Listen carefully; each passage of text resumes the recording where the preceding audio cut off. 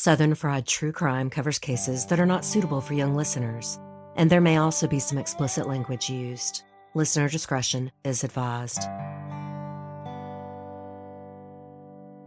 In 1987, an ambitious new FBI agent was assigned to his first field office in Pikeville, Kentucky.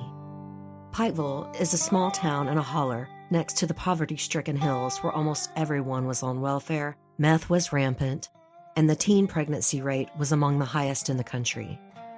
The post was pretty dismal, and Mark Putnam was disappointed, but determined to make a name for himself and do a good job. He brought his wife Kathy and his young daughter with him.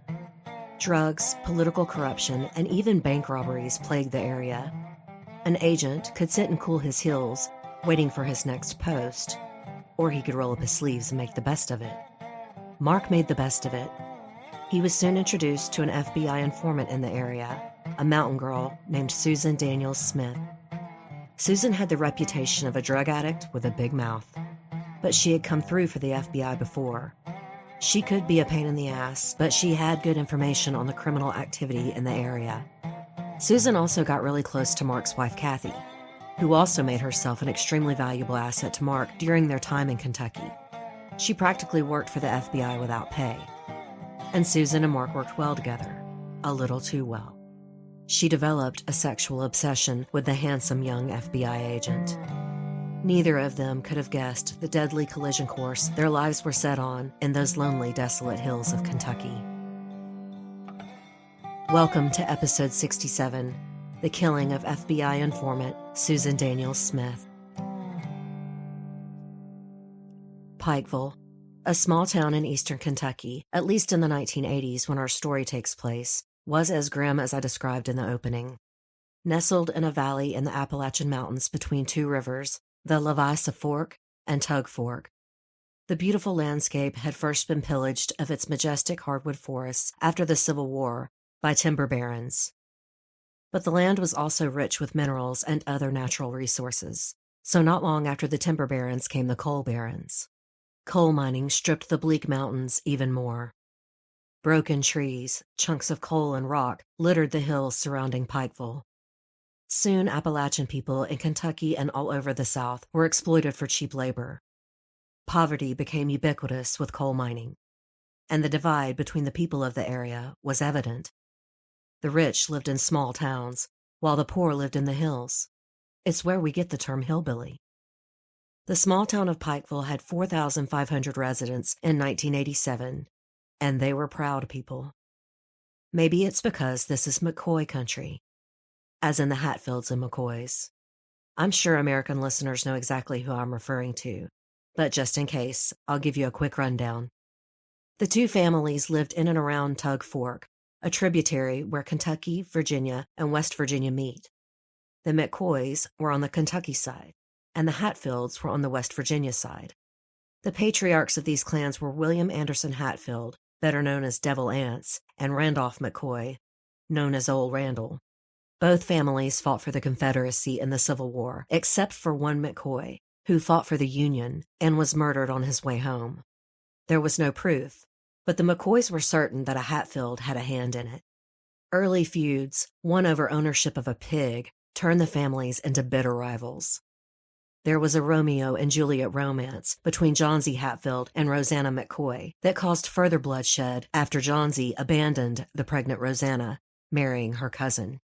Over a dozen people from both families were killed between 1880 and 1891. But the culmination of the war between the families was the New Year's Night Massacre in 1888. Members of the Hatfield clan surrounded Randolph McCoy's cabin.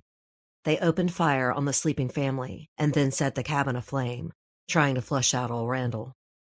The Hatfield and McCoy War lasted into the early 20th century. In 2003, an official truce was written up between the families, with more than 60 descendants signing it. They even have Hatfield and McCoy reunion festivals annually every June. But to this day, the names Hatfield and McCoy evoke clannish, gun-toting hillbillies, hell-bent on keeping their bitter grudges. I don't just mention the Hatfields and McCoys for the interesting history of Pikeville. There are actual Hatfield and McCoy cops in today's episode. I'm going to pause now for a commercial break.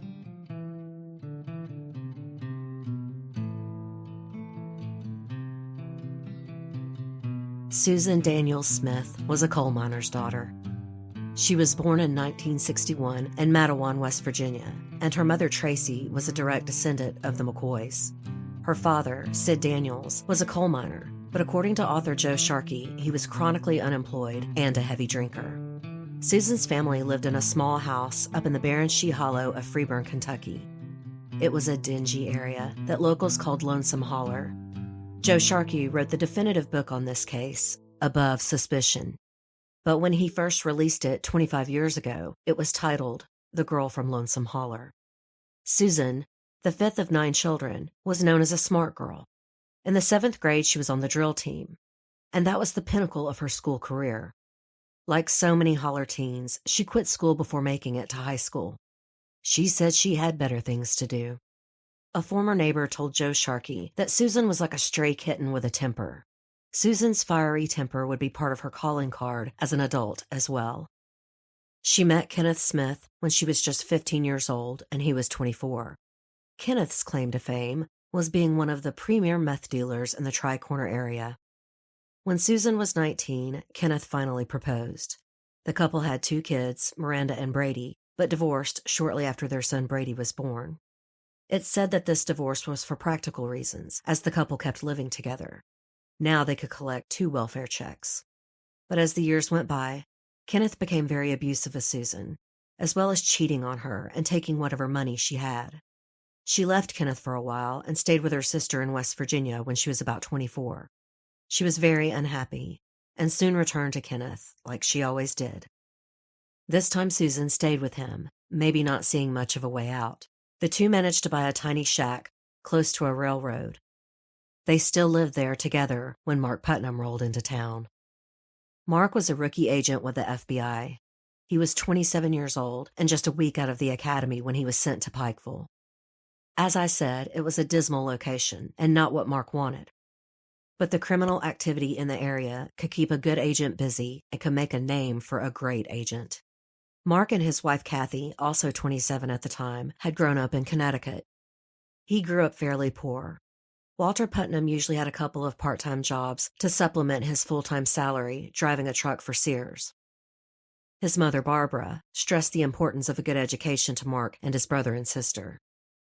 Mark was a jock and was offered a scholarship to a prestigious school in Pomfret, Connecticut. He wasn't really the academic in his family. That was his brother. But as a star soccer player in high school, the teachers padded his grades.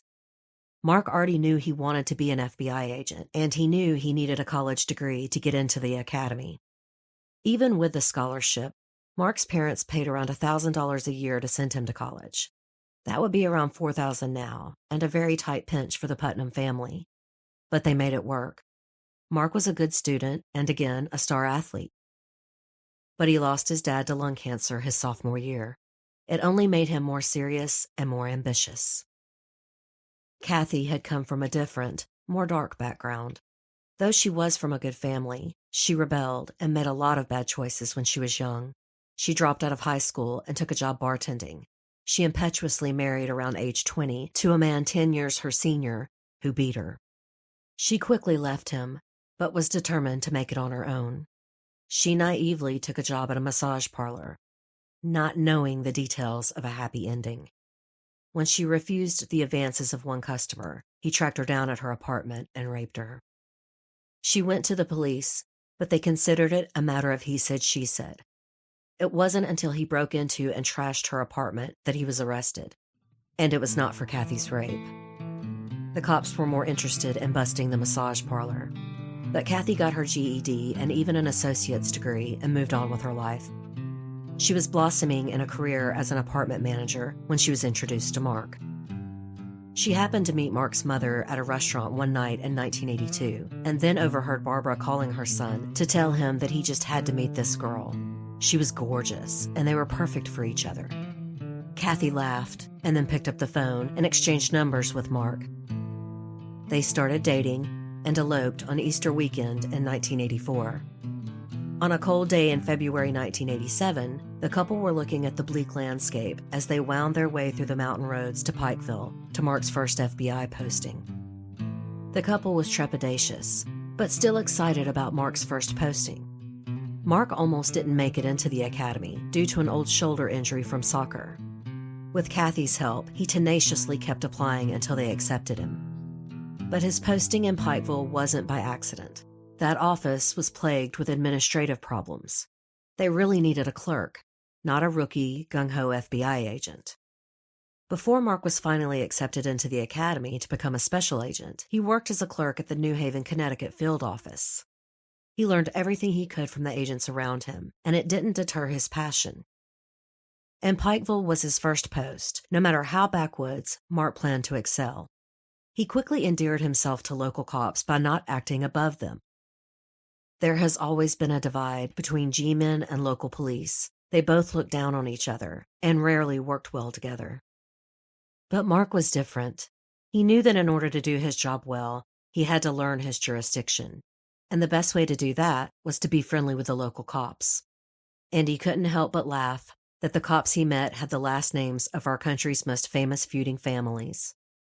Paul Hatfield, Bert Hatfield, and Fred McCoy, all with the Pike County Sheriff's Department, let Mark ride along with them and introduced him to the locals. And it wasn't long before he heard about a local informant named Susan Smith. Mark was naturally wary of her at first. Susan did come with quite the reputation, but she claimed to have a connection to a local bank robber, a fellow who went by the name of Cat Eyes, who had recently left prison, and then a slew of bank robberies in his exact style started popping up in his old stomping grounds in eastern Kentucky and West Virginia. Back then, local banks were just that, local. They were not connected to national banks and therefore not afforded the same protections. They served the people of their area, meaning they cashed welfare and Social Security checks. They also handled the coal miners' union pensions, and they accepted cash deposits without many questions. Cat Eyes, real name Carl Edward Lockhart, got his nickname reportedly for his beautiful green eyes and good looks. But even after a $100,000 haul, he would rather couch surf in the holler and smoke meth with his friends than rent a motel room. He landed on the couch of Susan and Kenneth Smith. Susan liked Cat Eyes, and he did a lot of talking in front of her. But Susan was smart and always upwardly mobile. She knew this information was leverage, and she did not feel any or enough allegiance to Mr. Cat Eyes to stop her from informing on him. Susan made decent money as an informant, despite her infamous big mouth. She was born in the holler, and she knew every family and criminal in her area. And she was charming. Even when her friends suspected her of informing on them, it was Bert Hatfield who suggested Mark meet Susan Smith when he found out Cat Eyes was sleeping on her couch. He had known Susan all her life. Yeah, she had a big mouth, but this suspected bank robber was literally living on her couch. Chances are she would have good information on him. Mark and Bert met Susan and Kenneth at a restaurant. Susan Daniels Smith was then 25 years old and a beautiful young woman by any standard. She was brunette, with a lovely smile, stood 5 feet 5 inches tall, and weighed around 125 pounds. Susan prided herself on her trim figure and loved to wear skimpy and tight clothes to show it off. There are lots of pretty girls and lots of hollers, but Susan also had the charisma and the nerve to play both sides. Kenneth tried to dominate the conversation that first day, but Bert Hatfield had warned Mark that Kenneth didn't really know anything. He needed to talk to Susan. Mark told the table that he would like to talk to Susan alone, and the two of them headed out to chat in Bert's car as Kenneth glowered. Susan played coy in this first meeting. Mark was well aware that informants often need a lot of coaxing. She strangely asked him what his wife looked like. He said she was pretty, and then Susan asked if she had a good body. Mark said yes. She kept herself in really good shape. At the time, she was evading answering his questions about Cat Eyes, or Mark might have been more wary of her personal questions. But she did agree to meet Mark again, at his office in Pikeville. Soon she was in his office 2 or 3 times a week. Mark had a $5,000 budget for informants, but he was nervous about giving Susan money because he still thought she was playing games. Susan knew that she could earn thousands by informing for the FBI. This was big time. This wasn't the little Pike County Sheriff's Department, but she was nervous. Her first payment from Mark was $500, and then it was done. She was an FBI informant. Susan's first useful tip to Mark was in September of 1987. She had seen Cat Eyes come home with a big bag of sawed-off shotguns and ski masks. She paid attention and found out he planned to hit the First National Bank in Farrell's Creek, just 15 miles south of Pikeville. Cat Eyes followed through on his plan. Susan's intel was good. But when he was apprehended, Mark was out of town serving a fugitive warrant. Susan was furious that another agent was named in the papers. When she went to see Mark, he gave her $1,500 for the tip. She tried to give it back to him, still angry that he didn't get the credit for Cat Eyes, even though it was his case. Mark told her he couldn't take the money back, and she angrily dropped it on his desk and stomped out the door. Mark called his supervisor at the Covington office, who told him to write up a memo explaining what happened and put the money back in the safe. Mark was treading carefully because he still needed Susan to testify against Cat Eyes. When he asked her about testifying, she said she needed money to move her and her kids out of the area. But ironically, Susan was bragging to anyone who would listen that she was working for the FBI. As dangerous as informing was, she couldn't help but revel in the glamour of it. In the fall of 1987, Susan became friendly with Mark's wife, Kathy, simply by calling their house. Kathy was warm and a good listener. She was also very accustomed to taking messages for her husband, who was often out in the field rather than at his desk. She even took to typing up his reports for him. They really made a great team. And Kathy didn't just feel sorry for Susan. She felt a sort of kinship. She understood her ambition and her loneliness. Kathy had lived through some rough times herself. Soon she and Susan talked all the time. Susan quizzed Kathy for makeup and hair tips. She asked a lot of personal questions about Mark. Kathy wasn't naive. She knew Susan was enamored with her husband, but it really didn't worry her. Mark was a consummate professional. Susan started trying to clean up her language and grammar. And when she found out that Kathy had cut her long dark hair, she also cut her hair short. She even asked Mark if it looked like Kathy's. Mark was professional, but he was also wary. He warned Kathy to be careful around Susan. But the women talked practically every night. Kathy even told Susan about her rape. Meanwhile, Mark was working another big case with another informant named Charlie Trotter. Charlie told him about a big truck stealing and chop shop operation. Mark was very interested in busting a huge criminal conspiracy like this. And his background as a clerk would serve him well. There would be thousands of pieces of evidence to catalog. Charlie was in on a job of 3 hijacked trucks that fall of 1987. The case was going well, and Mark was excited. Kathy was preparing for the birth of their second child. She had gotten pregnant a month after they moved to Pikeville. In late October, she planned to take their daughter Danielle and stay with her parents in Connecticut, waiting for Mark to join them in December in time for the baby's birth. The FBI's raid on the chop shop was scheduled for the end of October, around when Kathy would be leaving. Mark was very happy with the timing. It would give him weeks to catalog all the evidence before he took time off for the birth of their son. But there was a problem.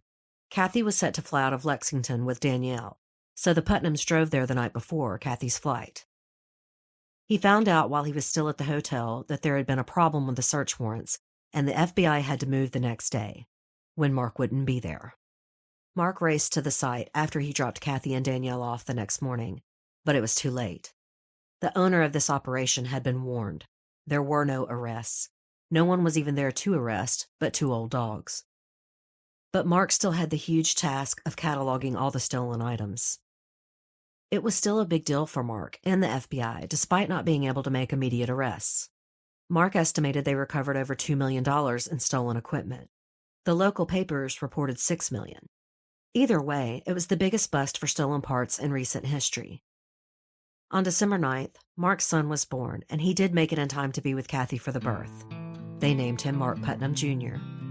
When Mark and Kathy returned to Pikeville with their small family, right after Christmas, Susan surprised Mark at the office.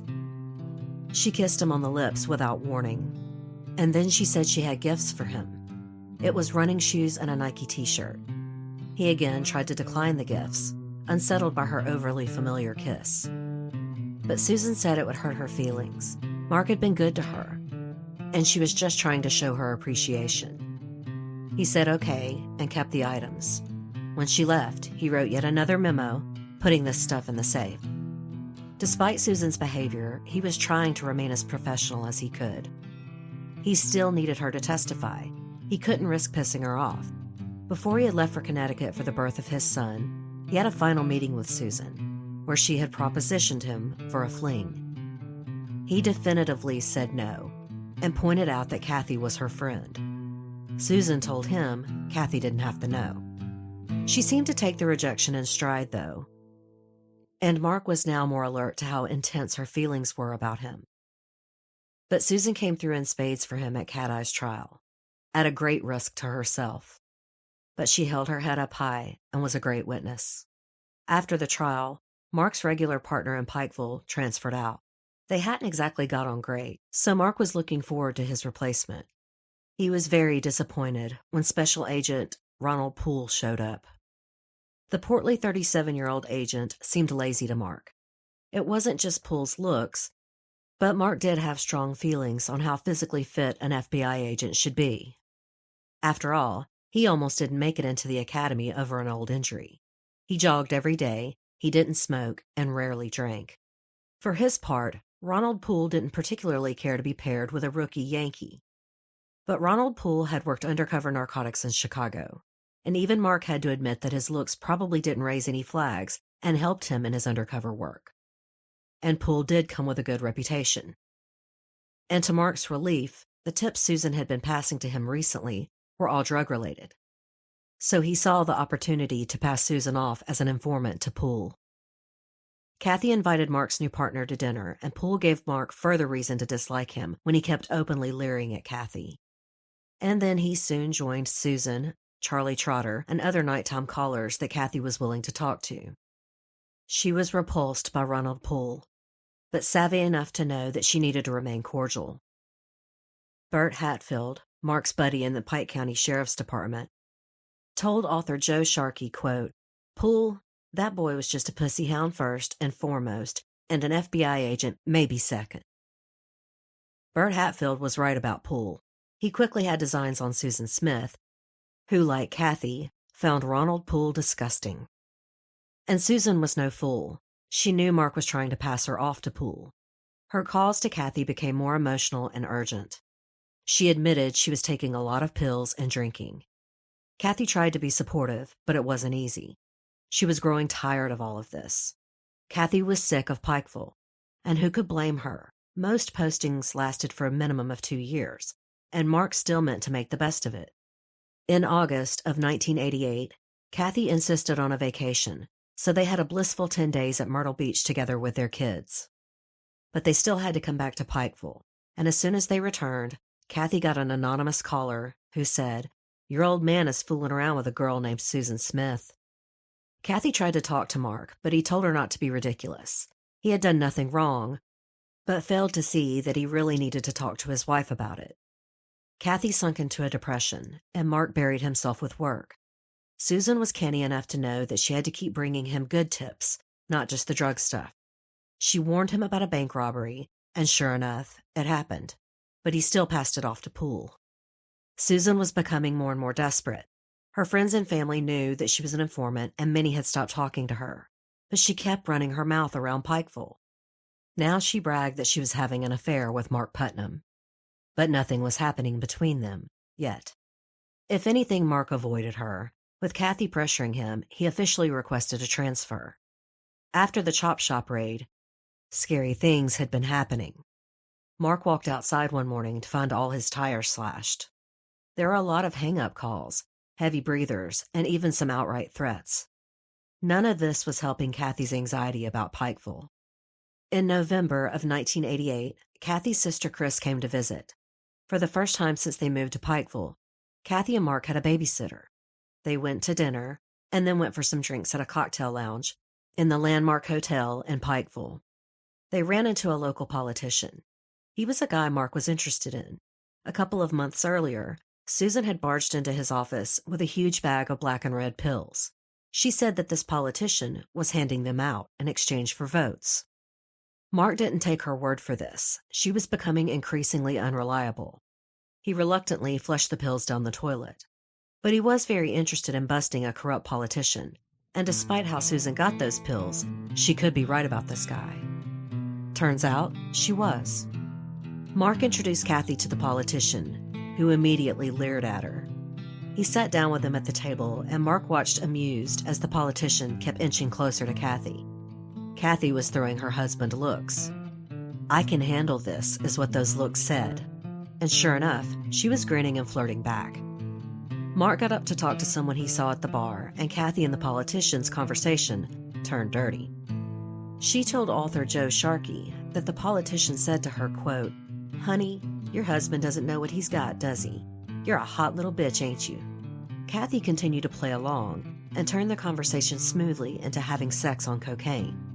The politician didn't believe her at first, saying, "Hell, you ain't never touched no coke." She said she sure did, back east before she was an agent's wife. He got up to go to the bathroom, and when he came back, the Letcher County politician passed her 2 grams of cocaine. Mark's reaction was a mixture of being horrified and electrified at his wife's bold game when she told him how the politician said there was plenty more where that came from. They rushed over to the Pikeville office, and Mark called his supervisor in Covington to tell him exactly what happened. The supervisor told him to get Poole to the office to witness him taking possession of the cocaine. He offered to have Kathy go get a blood and urine test to prove she had not taken any of the coke or any other drugs. His supervisor said that wasn't necessary, they just needed to log the cocaine officially and lock it in the safe. Both Kathy and Mark left for home that night with new hope. Mark now wanted to go after the politician. Susan had been right, and Kathy's instincts and incredible acting skills had paid off.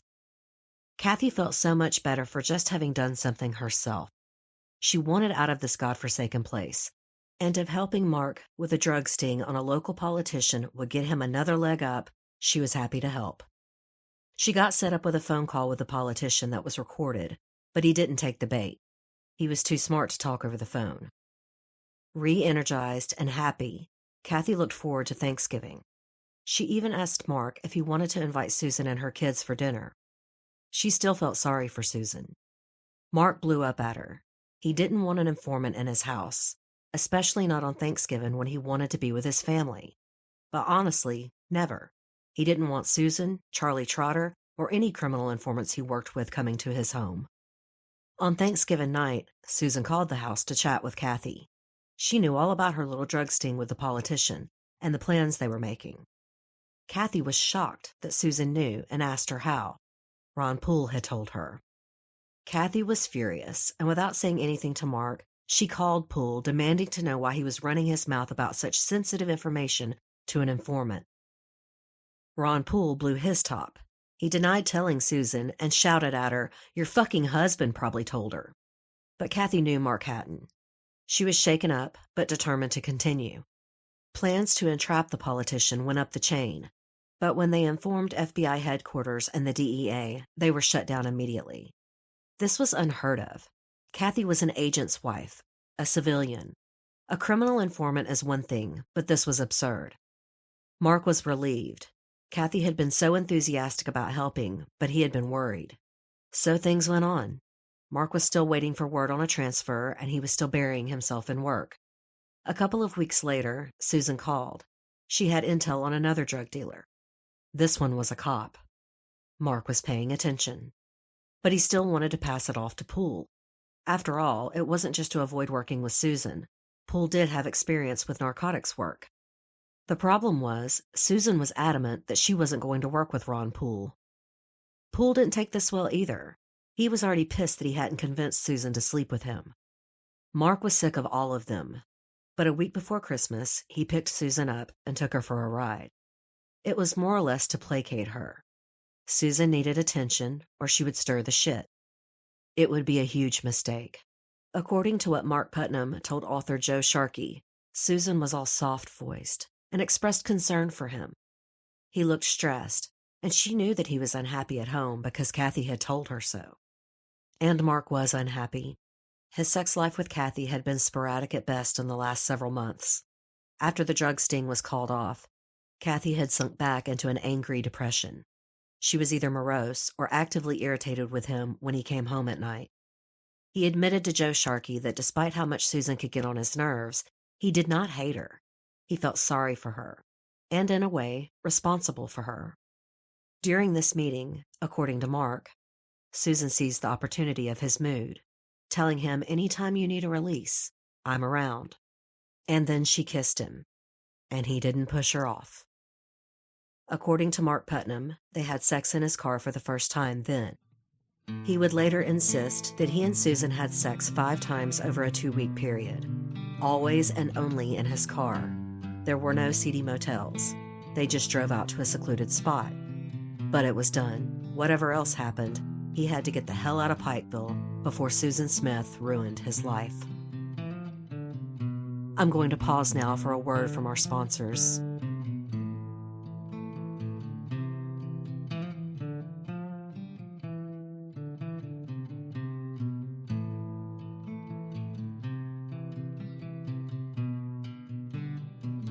Despite her misgivings, Kathy insisted that she never really suspected Mark was sleeping with Susan. And it makes sense, because she kept talking to her even after she was warned on that anonymous call. But in hindsight, she later told author Joe Sharkey that she did notice a change in Susan's demeanor around Christmas of that year.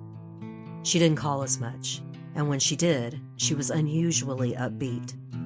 Kathy said it was like she was on top of the world. And Kathy honestly just felt happy about Susan's new behavior. She had often counseled her to take responsibility for her life and her own happiness, to work on her self-esteem.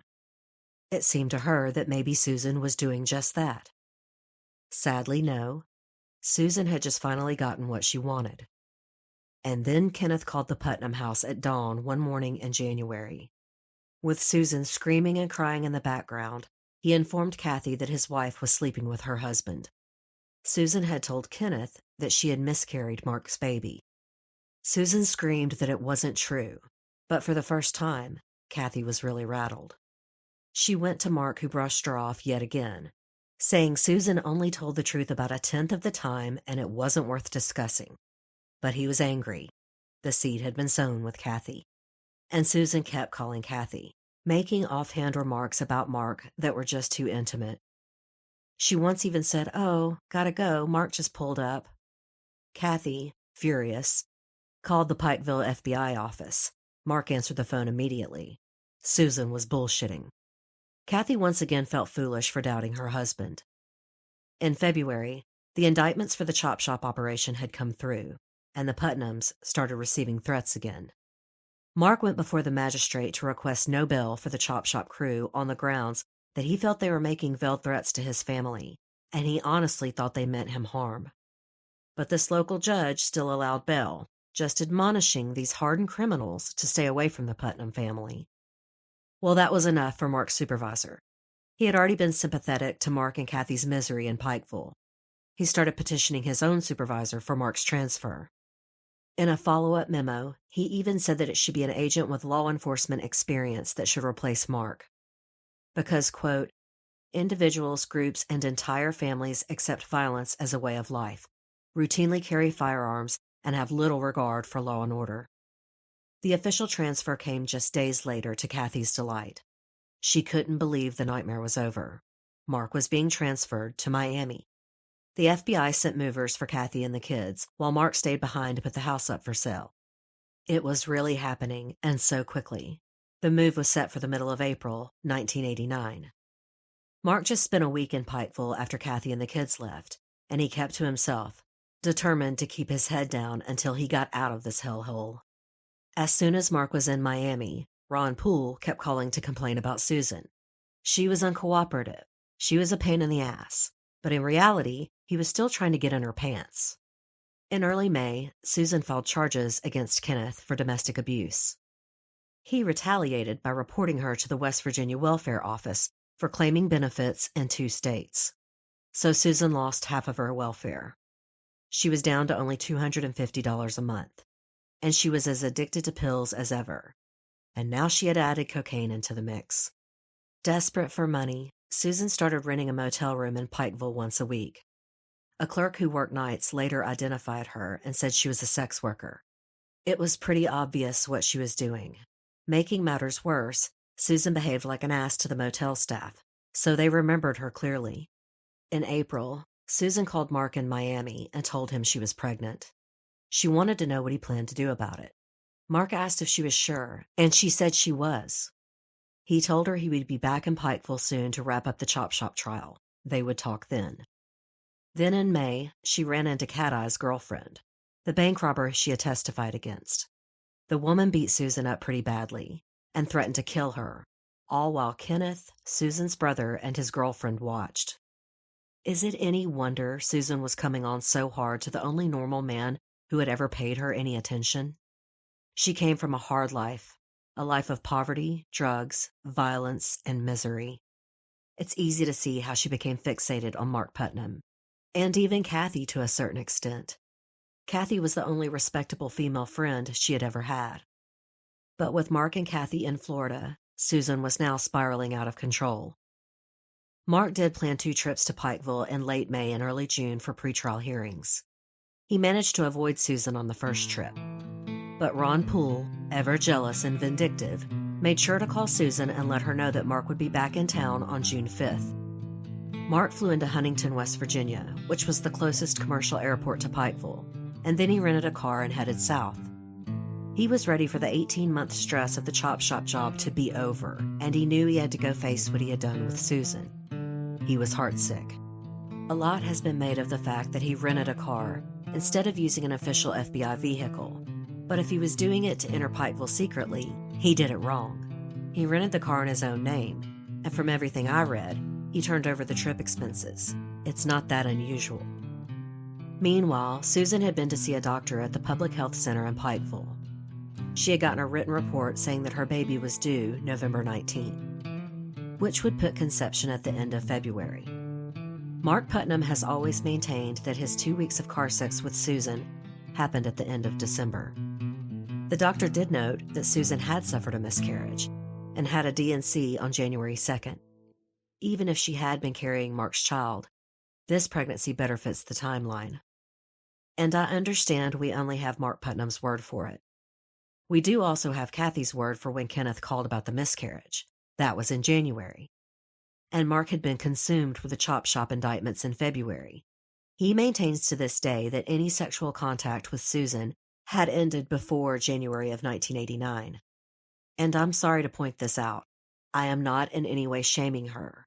But Susan was spotted several times by motel staff in Pikeville working as a prostitute in the months leading up to her death. She was on pills and cocaine and still drinking heavily. I think it's entirely possible that she convinced herself it was Mark's child. She had made no bones about her obsession with him. She wanted it to be his baby. And in that state of mind, on that many substances, maybe she really did believe it was his. But we'll never know for sure. Mark himself had doubts. He told author Joe Sharkey that when he got to Pikeville, Susan had left a form on his desk that she had had to sign about her pregnancy. It said results positive. It didn't have a due date. That was on the other paper the doctor had given Susan, which he never saw. He said he felt horribly guilty. He thought Susan, in her own way, would have been faithful to him. In her mind, it was a relationship, and he felt that if she had been sleeping with someone else when they had been having sex, then she would have told him to taunt him. He checked into Landmark's motel and was startled when Susan called him. She informed him that she was in the same motel and that Ron Poole had put it on his American Express card for her.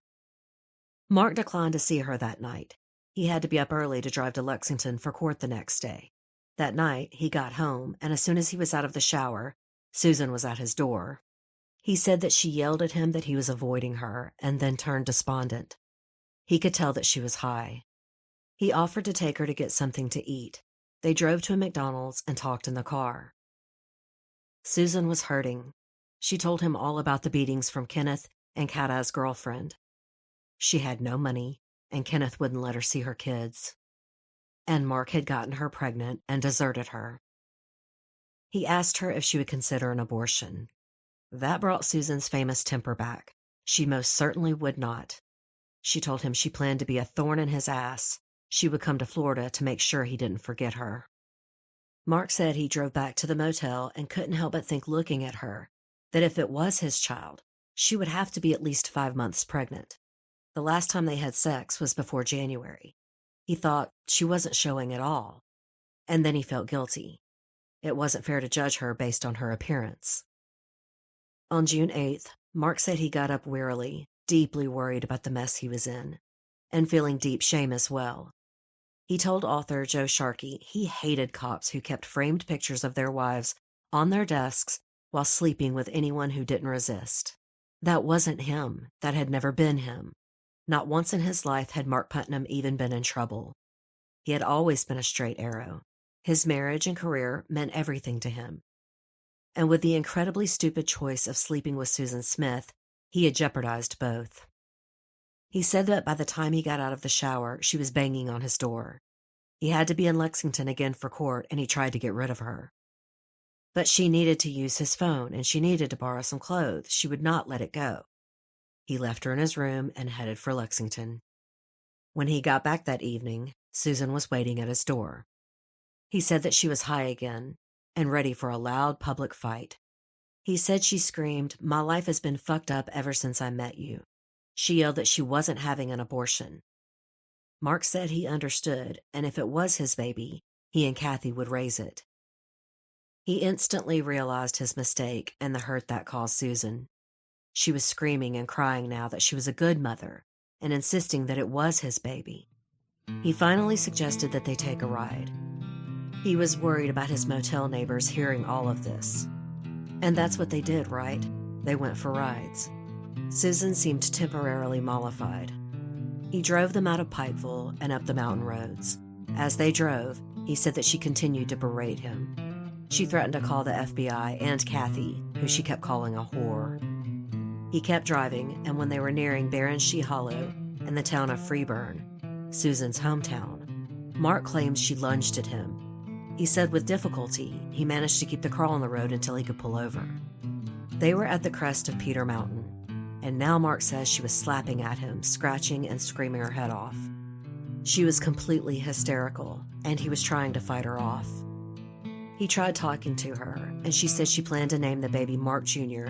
and go, quote, "put the little bastard right into your precious daughter's arms."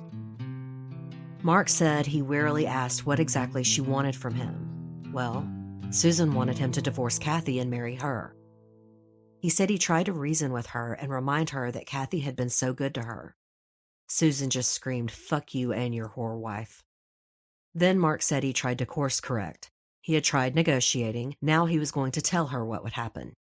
If she wouldn't have an abortion, then after the baby was born, he would make her get a paternity test. Again, saying that if the child was his, he and Kathy would raise it. And then he cruelly pointed out something that he had found out since he got back to Pikeville. Her sister had thrown her out of her house, and Susan had signed custody of her children over willingly to Kenneth. He said he told her, quote, "I'll be damned if I'd let any kid of mine grow up here with a slut like you."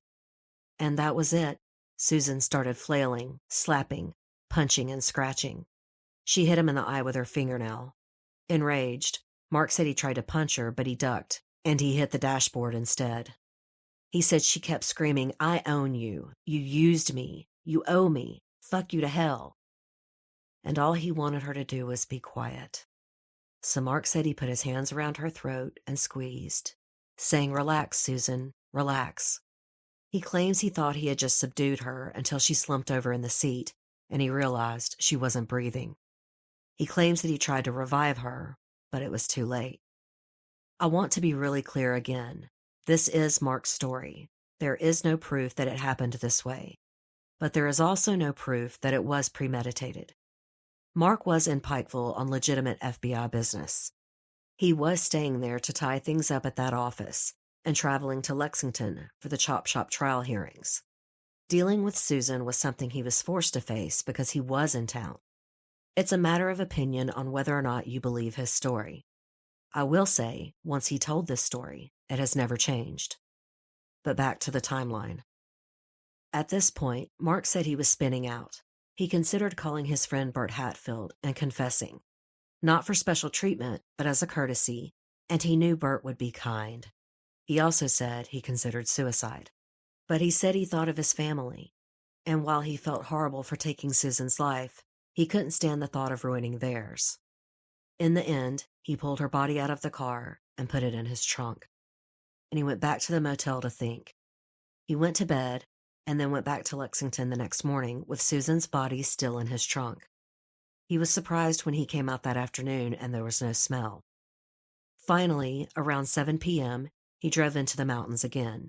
He turned onto Harmon Branch Road where he knew there were many deserted mines. He took the first mine road he came to and drove up until he was close to a ridge with a ravine and small creek below. He didn't throw her body into the ravine. He climbed down the ridge and hid it in some brush, just out of view of the road. That night, a local reporter told him that she needed to talk to him. Susan had been spreading it everywhere that she was pregnant and that it was his child. He denied it, and the reporter believed him. Again, Susan Smith had a reputation for lying. 3 days after Mark hid Susan's body, he called her sister in Freeburn and asked if she had heard from Susan. He was trying to cover up his crime. There's no denying it. And Shelby Ward, Susan's sister, was worried. She hadn't heard from her. But she knew what her sister had been saying about Mark Putnam. He advised her to file a missing persons report. Then he called the state police office in Pikeville and said he was worried about his informant. He hadn't heard from her. He mentioned that when they talked last, she said she was going to talk to some drug contacts. Shelby Ward also called the state police and filed a missing persons report. Detective Richard Ray caught the case. Detective Ray traveled to Freeburn and questioned witnesses. He found out about Susan's sordid past. He also heard about her pregnancy test at the health department and the accusation she had been spreading around town, that FBI agent Mark Putnam was the father. Ray knew Mark Putnam, but only in passing. He hung around the Lexington courthouse until he bumped into him. Mark was still in the area for the chop shop trial.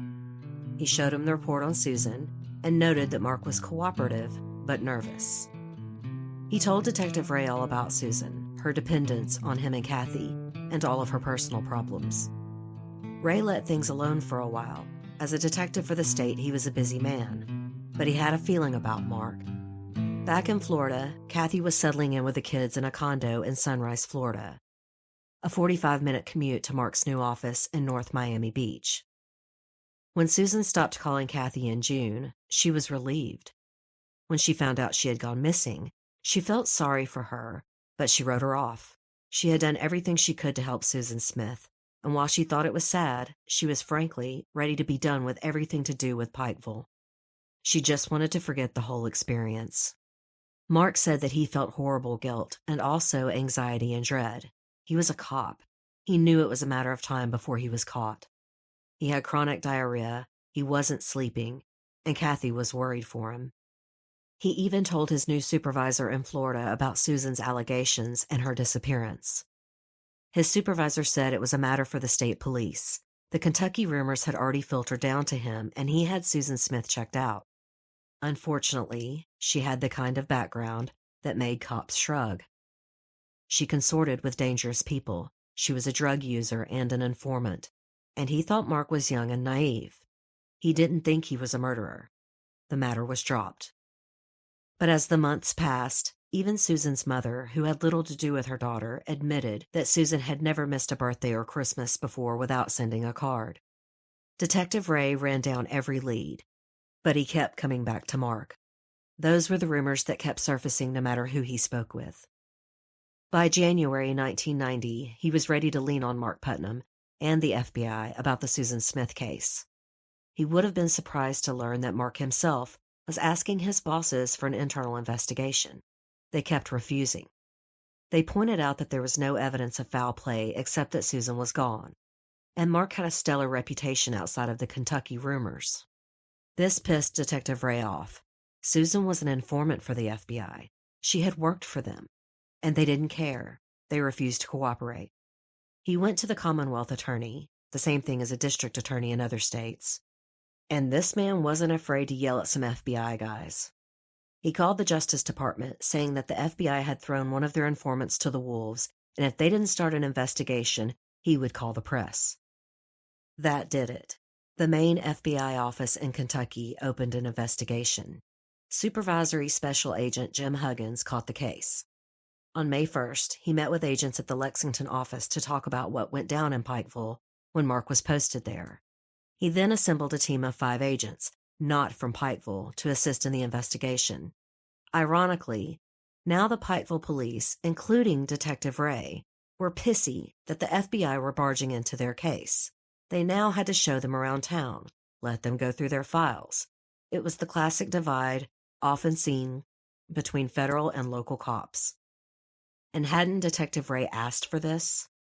And whether he liked them or not, the FBI were doing their jobs. The way they saw it, Kenneth Smith was the most likely suspect. He had a record of beating Susan, and they felt he had a motive because of the rumors about Mark Putnam. But they also decided they need to rule out Mark first. They were not giving him a pass. And Mark knew about the Pikeville investigation thanks to Ron Poole and other contacts who were still calling him. He went to see his supervisor in Florida yet again to request an internal investigation from the Office of Professional Responsibility to look into the allegations against him. His boss was still adamant. He said no way. But then he asked if the Kentucky State Police asked for a polygraph, would Mark do it? Mark immediately said yes. That was enough for his boss, though he intended to cooperate with the Kentucky investigators. Mark had his first meeting with Special Agent Jim Huggins about a month before the first anniversary of Susan's death. He went day by day through the week he spent in Pikeville when she went missing. His first slip was when they asked how old Susan was, and he answered, she was 28. The past tense sent up major red flags. These meetings turned into days, and still Mark refused an attorney. Kathy, ever the mama bear, watched the toll it was taking on her husband and marched down to that office and read the investigators the riot act. She reminded them all that she had personally done for the FBI and demanded to be interviewed. After all, wasn't she a witness? She knew Susan too. The investigators were surprised but sympathetic. They assured Kathy everything would be fine. They just needed to clear it all up. But Kathy needed to be heard, and they let her. She let loose all of her grievances. Pikeville had almost destroyed her family, and she was convinced that a rumor campaign led by Ron Poole was sullying her husband's good name. She then gave them a rundown on Poole's behavior, including the sharing of sensitive information with an informant. They asked her if she thought that Poole killed Susan, and she said no, she didn't even believe Susan was dead. In her opinion, Susan had run her mouth about the wrong person, was threatened, and was laying low. By now, Mark wanted to take the polygraph. He told author Joe Sharkey he didn't think he could really pass it, but this might be his breaking point. He was right. A couple of questions into the test, the examiner took Jim Huggins out of the room and said, "We have a problem." Special Agent Huggins decided to sit Mark down and confront him about the deception on the test. Mark told him, "Jim, I want to get this over with, but before we do anything, can I call Kathy?" He called her and told her it was going badly, and she, savvy FBI wife, said, "You're not under arrest. Just leave, just come home." And that's what Mark did.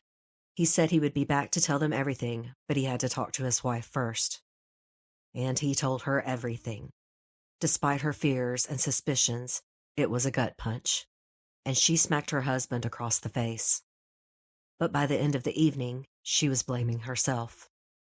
She told author Joe Sharkey that she could have stopped it if she was paying attention.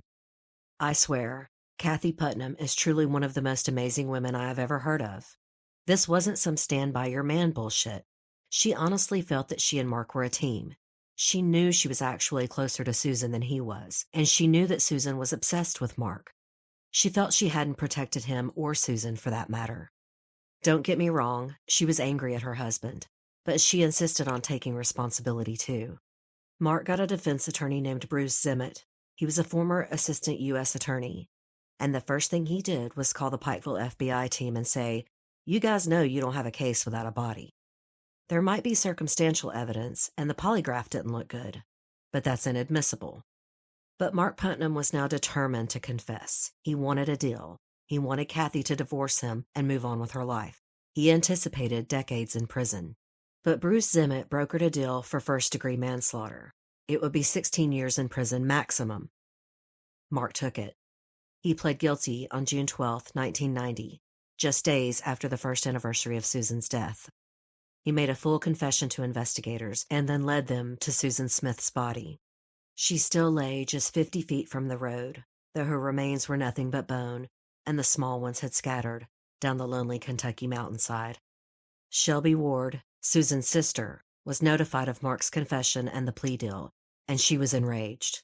She said it was cold-blooded murder to any reporter who would talk to her. But even Shelby told reporters that her sister had been obsessed with Mark Putnam. On the day Shelby went to court to watch Mark's plea, she was caught with a gun in her purse. Many people thought it was for more publicity, although local cops thought it wasn't all that unusual for a woman in that area to carry a gun in her purse. When she went to court for her own charge of carrying a concealed weapon, she diplomatically said she didn't believe Mark meant to kill Susan. She did think he just panicked. She swore she had no intention of shooting Mark Putnam that day in court and apologized for causing any trouble. And then the charge against her was dropped. Practically on the steps of the courthouse, she took back the apology and told the press she didn't mean a word of it. But her publicity stunt worked. Prosecutors had been happy with the plea deal, and now they were crucified in the press. In May of 1991, Shelby and other family members filed a wrongful death suit against Mark Putnam and got a court order to exhume Susan's body for a second autopsy. Though the second autopsy found nothing new, they won a $500,000 judgment against Mark Putnam, though he had no assets and they were never able to collect the money. Mark was sent to a federal prison in Rochester, Minnesota. Kathy sold their Florida condo and moved the kids to Minnesota to be closer to him. But after a year, she moved to Connecticut to be closer to her parents for help. Kathy was the one now living on welfare. And she told author Joe Sharkey that while she loved and stood by her husband, she still blamed herself and was haunted by Susan. She said she rarely slept more than 3 hours a night. Quote, "Some nights I actually wake up with the phone in my hand, thinking I'm talking to her." And Kathy, being Kathy, reached out to Susan's sister, Shelby Ward.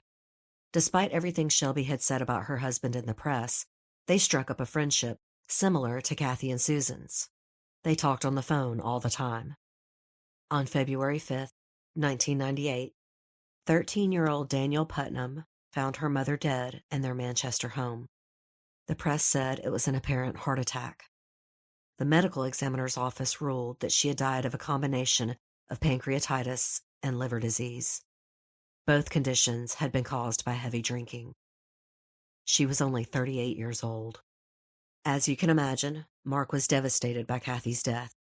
He already felt as though he had destroyed his family, and Kathy's death was just the culmination. He told author Joe Sharkey that Kathy suffered from crippling depression and coped by drinking. And even worse, his children had lived with her suffering and then lost her altogether. Mark was released in the year 2000, 2 years after Kathy's death. He had served about half of the 16-year sentence.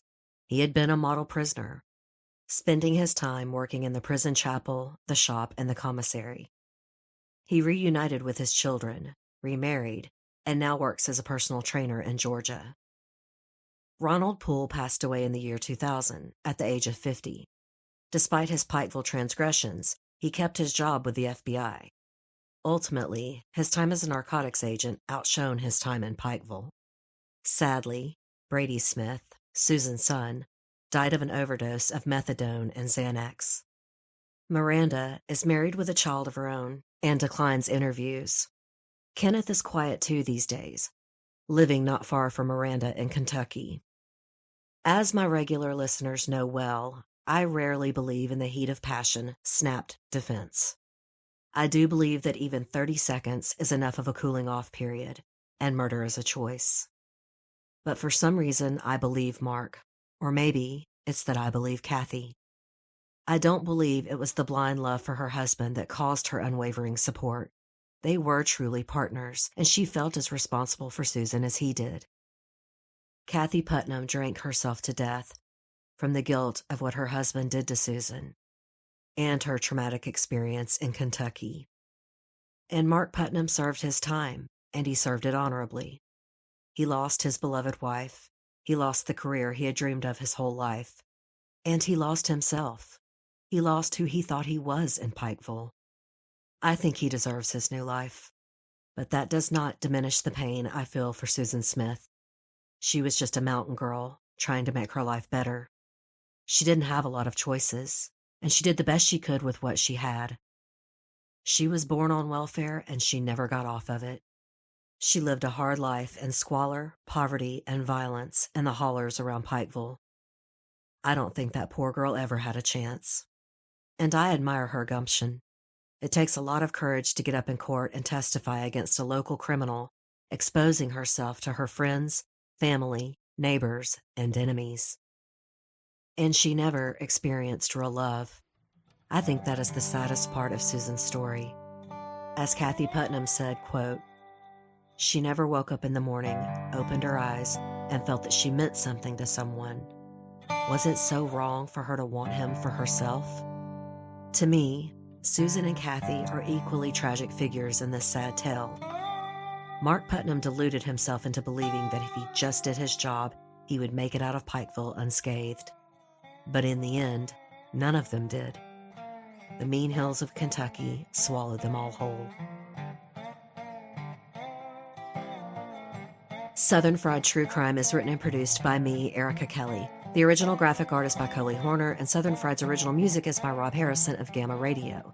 Though there is a lot on the internet about this fascinating case, my major source for this episode was Joe Sharkey's incredible book, Above Suspicion.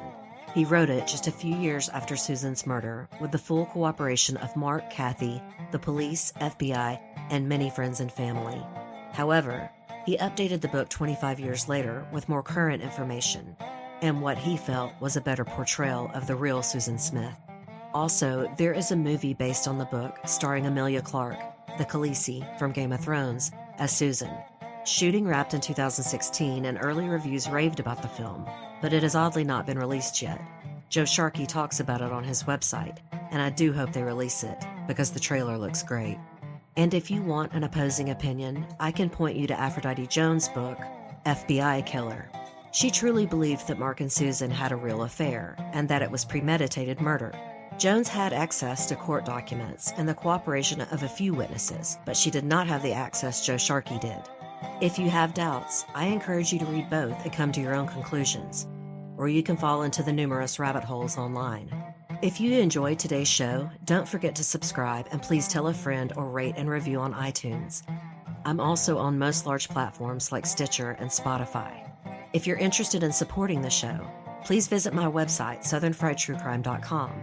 There you can sign up to be a patron of the show, make a one-time donation, or purchase show merchandise. That's southernfriedtruecrime.com. If you have any case suggestions, please email southernfriedtruecrime@gmail.com.